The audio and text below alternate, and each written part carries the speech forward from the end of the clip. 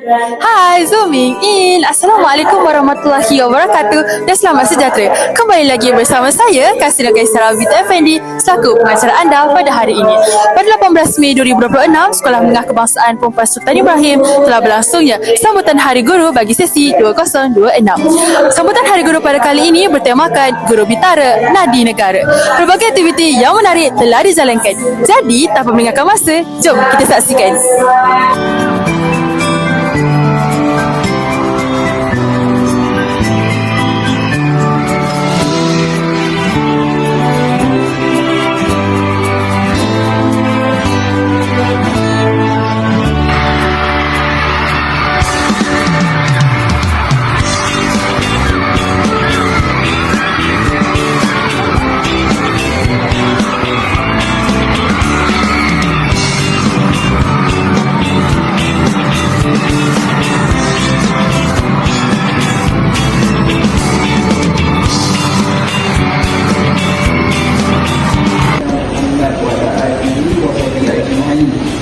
Ya Allah, Tuhan yang Maha Pemurah lagi Maha Penyayang, pada hari yang penuh bermakna ini kami menangkap Bukan sahaja pelajar kami membaca, menulis dan mengira, malah menunjukkan membimbing kami menjadi insan yang berakhlak, berdisiplin dan mempunyai halal lucu dalam kehidupan. Izinkan saya mengucapkan dengan semangat bantu anak guru luar kota sebab alam bunyi terdekat. Tanpa guru siapa yang kita ibarat malam tanpa bintang. Kongres yang berimpak tinggi sejak tahun 2021. Kerajaan terus memperkukuh ekosistem Tibet. Pertama, melakukan reformasi dalam semua bidang pendidikan terhadap tugas kami dan menyatakan prioriti pekerjaan kami. Kami akan berbakti kepada masyarakat dan negara kami.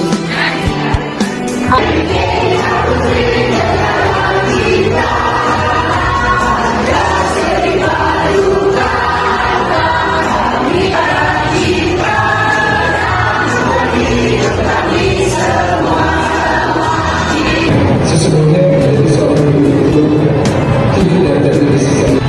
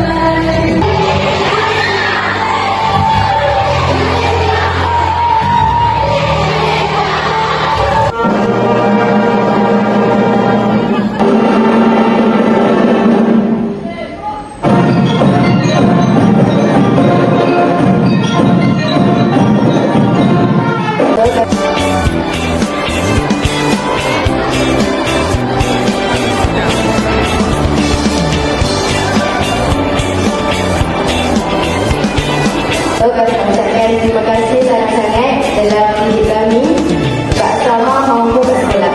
Saya terima kasih.